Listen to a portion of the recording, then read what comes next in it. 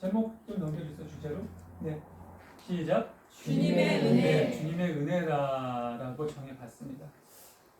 모든 것이 은혜할까, 주님의 은혜할까 하다가 고민하다가 주님의 은혜를 했어요. 네. 말씀 들어가기 전에 우리 한번 24년을 좀 되돌아볼까요? 24년에 좀 어떠셨는지. 기쁜 일이 더 많으셨습니까? 아니면 좀 힘들고 어려운 일이 더 많으셨습니까? 저는 제가 사실 2016년도에 신대원에 딱 들어가면서부터 제 인생이 풀리기 시작했어요. 그러니까 2016년에 신대원 들어가기 전까지는 계속 꼬였어요. 물론 선택된 꼬임이었어요. 제가 꼬일 줄 알고 그렇게 인생을 살았으니까. 근데 어찌됐건 2016년도에 아버지가 2013년도에 갑자기 돌아가시고 서울에 있는 교회에 워낙 저희 교회 이제 아시는 분들은 워낙 아버님 어머님이 특수 목회를 하셔서 뭐 난치병, 독거노인 또는 고아 또는 그런 분들을 위한 목회를 하시다 보니까 재정도 당연히 어려운 건 너무나 당연한 거고 누가 대신 교회를 맡아서 오실 목회자가 아무도 없었어요. 그러다 보니까 자격이 없었는데 계속 다녔었는데 어머님이 그래도 신앙을 좀 하는 게 낫지 않겠냐 해서 신대원을 들어갔고 신대원을 들어가면서도 저는 세상 일을 이렇게 병행하면서 하나님께 마땅한 사람을 보내달라고 계속 기도했죠. 나는 그런 마땅한 사람이 아니니까. 내 하나님의 뜻은 내가 맡기를 바라셨고 지금 이 자리까지 저를 인도하셨습니다. 근데 너무나 신기한 게 제가 아내에게도 또는 제 간증을 할 때 여러분들에게 말씀을 드렸지만 제가 신대원 들어가기 전까지 제가 버는 그 일을 하면서 벌고 있는 돈의 액수가 있었어요. 그냥 뭐 간단히 그냥 뭐 액수를 말씀드릴 수 없으니까 그냥 100만 원이라고 할게요. 100만 원을 벌고서 살고 있었는데 빠듯하게 살았어요. 근데 신대원을 들어가니까 수업을 들어야 되니까 이게 줄어요. 학교를 다녀야 되니까. 그래서 내 어머니가 믿고 거기에 매진을 해봐라. 하나님이 채워주시겠다. 근데 사실은 정말 이 머리로는 계산이 안 나와요. 그래 보자. 한번 그래 보자 하고 제가 그 일에 반을 줄였어요. 50만 원이 됐겠죠? 그리고 신대원을 다녔습니다. 근데 이게 참 정말 그렇게 시작해주면 답이 안 나오는데 너무나 신기하게도 여기저기에서 등록금을 대주신다는 분들이 나오셔서 그러니까 3년 6학기를 다니면서 제가 제 돈으로 등록금 낸 건 딱 한 학기예요. 5학기는 다 외부에서 대주셨어요. 그러다 보니까 다른 부분에 막힘없이 또 제가 버는 돈에 맞춰서 제 생활을 꾸리다 보니까 그렇게 사라지더라고요. 너무 신기하게. 2018년도에 지금 제가 아내를 만난 마곡동에 있는 한사랑교회에 음악 전도사로 부임하게 됩니다. 그때 어머님이 청천벽력 같은 말씀하시죠. 이제는 일을 아예 접어라. 내가 어머니가 됐죠. 엄마 그건 아니다. 일을 접을 수는 없다. 말이 안 된다. 지금 한사랑교회에서 내가 음악 전도사로 받는 돈이라고는 지금 내가 버는 돈의 5분의 1밖에 안 된다. 그럴 수 없다. 믿고 해보래. 너 믿고 반을 접었는데 안 된다는 게 됐지 않았니? 지난 2년간. 도저히 근데 이거는 답이 안 나왔어요. 근데 그럼 믿고 해보자. 정말 일을 다 접었습니다. 그리고 한사람교회 갔죠. 매일매일 불안했어요. 다음 달 카드값을 어떻게 메꿔야 된다. 근데 너무나 신기하게 메꿔지더라고요. 메꿔지면서 그렇게 2018년 19년이 됐고 저 뒤에 계신 우리 사모를 만나서 결혼을 하게 됐고 그러면서 제 인생이 막힘없이 정말 고속도로를 타기 시작했습니다. 지금 이 시간까지. 제 동기들 중에서도 가장 먼저 목사 안수를 받았고 개척을 가장 먼저 했고 제 동문들 또는 선배, 후배, 목회자들 지금 개척을 했는데 몇 년 동안 단 한 명의 성도도 없고 너무나 힘들고 어려운 지경이 현실이에요. 근데 전 하나님께서 너무나 많은 성도들을 이렇게 보내주시고 서울에서 이사를 오면서 거기 계신 거의 한 7, 8분을 두고 왔는데도 불구하고 여기 와서도 이렇게 함께 해주시는 걸 보면 역시 모든 것이 주님의 은혜구나. 내가 힘들고 어렵고 뭔가 부족하다고 느낄 때조차 하나님께서는 기다리셨던 거구나. 네가 언제까지 네 힘으로 살래? 네가 언제까지 네 지식과 네 경험만 믿을래? 너 언제쯤 나를 좀 의지할래? 너 언제쯤 나에게 모든 것을 맡길 수 있을래? 라고 물으셨다는 것을 깨닫게 됐다는 것이. 오늘 말씀을 나누기 이전에 여러분 하박국 선지자가 어떤 시대에 처해 있었는지를 잠시 설명을 드릴게요. 하박국 선지자가 처해 있던 시기는 굉장히 암울한 시기였습니다. 조만간 이스라엘 유다 민족이 멸망하기 직전의 시기였어요. 근데 하박국 선지자는 하나님께 기도를 합니다. 뭐라고 기도하냐면, 주님, 도대체 하나님 왜 이 유다를, 이 악한 유다를 그냥 보고만 계시냐? 뭔가 좀 치리하시고 심판하셔서 이들이 정신 차리게 해야 되지 않겠느냐? 어떻게 보면 좀 역설적인 표현일 수도 있죠. 하나님, 내 백성들이 지금 너무나 힘들고 어렵다. 좀 구해 주십시오. 이게 아니라 방탕하고 방황하고 죄를 짓는데 그냥 두셔. 하나님이 심판도 안 하셔. 그래서 하박국 선지자가 하나님께 따지는 거예요. 아니, 왜 이 악한 유다를 심판하지 않으시냐고. 그러자 하나님이 하박국 선지자에게 얘기를 합니다. 여러분, 하박국을 한번 읽어보시면 하박국의 내용은 하나님과 하박국이 주고받는 대화의 형식으로 되어 있어요. 질문을 하는 형식이죠. 하박국이 물으면 하나님이 대답해 주시고, 하나님이 어떻게 대답해 주시냐? 야, 걱정하지 마. 내가 조만간 유다를 칠 거야. 어떻게 치실 겁니까, 하나님? 어떻게 치실 겁니까? 옆에 바빌론 있지? 아주 나쁜 놈들. 그 악하기로 따지면 니네 유다랑 비교 안 될 놈들. 거기를 들어서 유다를 칠 거야. 하박국이 어처구니가 없는 거예요. 아니, 주님, 유다를 치리하시고 치는 건 맞는데 이건 아닌 것 같다. 어떻게 더 악한 걸 들어서 유다를 치십니까? 이해가 안 되는 거죠. 그런 어떤 여러 가지 이야기들을 주고받는 내용이 바로 하박국 선지서, 하박국 책의 내용이에요. 굉장히 짧은 책입니다. 계속되는 하나님과의 대화로 하박국은 하나님의 참된 뜻과 하나님의 기준과 방향이 무엇인지 깨닫게 되죠. 그래서 오늘 우리가 함께 나눴던 3장 17절에 우리가 노래로도 찬양으로도 많이 부르는 바로 그 가사가, 그 노래가 하박국의 입을 통해서 울려 퍼진 겁니다. 사실은 지휘자의 박자에 맞춰서 노래했다라는 것은 시편 말고 다른 책은 없어요. 이 하박국에만 있어요. 그러니까 시편의 좀 어떤 형식도 좀 빌려왔다라고 얘기할 수 있는 여러 가지 복합적인 부분이 담겨져 있는 책이 바로 이 하박국이라는 책입니다.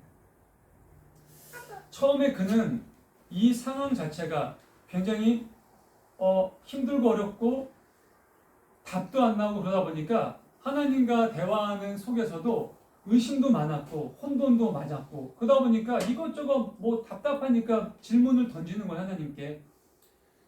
끝날 때는 언제쯤 이게 마무리가 될까? 무언가가 이렇게 좀 해결이 될까? 근데 하박국이 마지막 마무리 될 때쯤에는요, 그 의심과 혼돈이 확신과 믿음으로 변화되는 내용들을 우리가 확인할 수가 있습니다. 그러면서 마지막에 하나님께 드리는 기도로 마무리가 돼요. 우리가 오늘 읽은 게 바로 그 기도예요.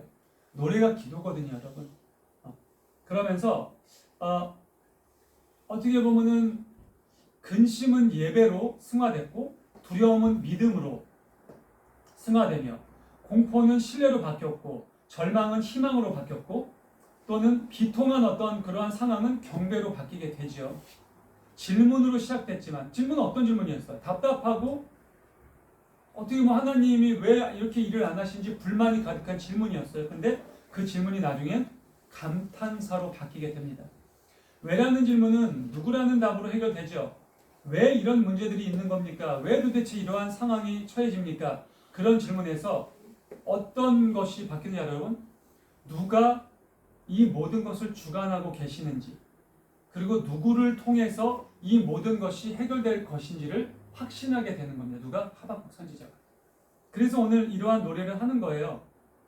무화과 나무 잎이 마르고 포도 열매가 없으며 감람나무 열매, 올리브나무거든요. 감람나무 열매 그치고 논밭에 식물이 없어도 우리의 양떼가 없으며 외양간 송아지 없어도 이게 무슨 뜻입니까, 여러분?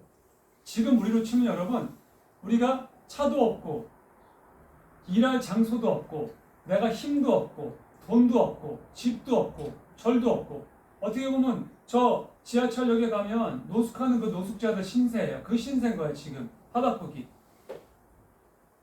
왜냐하면 이 시대의 모든 그 주업이거든요. 그 노래에서 나오는 게 포도나무 심고 감람나무 심고 외양간 소 키우고 돼지 키우고 염소 키우고 이런 것들이 그때 그 사람들을 살게 하는 내 일상생활, 내 생활 완전 필요 충분 조건이란 말이에요. 여기 계신 분들 다 직업도 있으시잖아요. 그 모든 것이 다 무너진 상황이에요. 근데도 하박국은 얘기하죠. 난 그럼에도 하나님 여호와의 이름을 찬양하겠다. 왜? 어차피 구원은 그분께 있는 거기 때문이다. 어차피 이 모든 것을 내가 걱정한다고 내가 근심한다고 해결될 수 있는 거 아니야. 여러분들 경험해 보셨잖아요. 그거는. 내가 근심하고 내가 경험하고 내가 계획을 세운다고 해결이 되시던가요? 내 삶이? 그게 안 돼요. 저도 그랬고요. 제가 여러분들에게 그런 얘기 드려요. 제가 지금 제 인생에서 돈을 제일 조금 벌어요. 제가 저 학교 다닐 때도 지금처럼 번 적이 없어요. 저 학교 다니는 음대생 때도 알바하고 솔리스트 한 두세 개 뛰고 지휘해서 버는 돈이 있었어요. 지금 제가 학원에서 학생들 가르치고 아직은 저희 교회가 작으니까 지금 제가 이제 사례는 못 봤지만 그런 부분에 해서도 제가 제 인생에 지금 돈을 제일 조금 벌고 있거든요. 근데 가장 부유해요. 가장 넉넉하고 부족함이 없어요. 제가 여러분을 나름대로 돈을 꽤 많이 벌었었어요. 여러분. 근데도 그때는 너무너무나 부족했었거든요. 근데 지금은 부족함이 없는 거예요. 이게 이론적으로 계산적으로는 답이 안 나와요. 여러분. 말이 안 나오죠. 근데 정말 모든 것을 이분께 맡기니까 제가 일을 안 해도 되더라고요. 어저께도 드럼 여기 가다가 간판 보셨다고 드럼 이렇게 배우시겠다고 옆에 사시는 아주머니가 오셨어요. 참 가끔 그런 생각을 하죠. 좀 넘치게 보내주시면 얼마나 좋을까. 근데 하나님이 왜 그러지 않으실까? 그럴 수 없으셔서 그런 게 아니에요, 여러분. 그렇게 되면 나를 너무나 잘 아시기 때문에 내가 또 무너질까봐. 내가 또 그 넉넉함 때문에 또 쓸데없는 짓을 할까봐. 사람은 그래요. 우리 사모님이 아마 이번 주 주일날 말씀하셨던 건가? 아니면 제가 언제 말씀하셨는지 기억이 잘 안 나는데 잠언 말씀에 보면 저도 개인적으로 굉장히 좋아하는 말씀입니다. 헌신의 잠언이라는 장에 이런 말씀이 있어요. 그 헌신의 잠언을 쓴 그 작가가 하나님께 이런 기도를 해요. 하나님, 제가 하나님께 기도를 하는데 딱 두 가지의 간청이 있다. 이 간청을 내가 죽기 전에 꼭 나에게 이루어 주시고 내 삶이 그렇게 되기를 원한다. 그게 뭐냐? 나를 가난하게도 마시고 부하게도 하지 마시라. 내가 혹시 가난해서 거렁뱅이처럼 구걸하고 나아가지고 하나님의 영광을 가릴까? 내가 두려우니까 가난하게 하지 마시고 내가 혹시 또 부자가 돼서 하나님이 누구냐? 그게 누군데 내가 그를 따라야 되고 그를 찬양해야 되냐? 이렇게 하나님의 이름을 멸시할까 두려우니 나를 가난하게도 하지 마시고 부하게도 하지 마십시오. 그리고 또 하나 거짓말을 나에게 멀리 있게 해달라고 합니다. 사람들은 다 부자가 되고 싶어 해요. 근데 여러분, 제가 예전에도 한번 그 비슷한 말씀 드렸는데, 김창옥 강사가 예전에 그 어쩌다 어른이라는 프로그램 나와서 그런 얘기를 합니다. 뒤에 보면 여기 뒤에 큰 LED 그 화면이 있잖아요.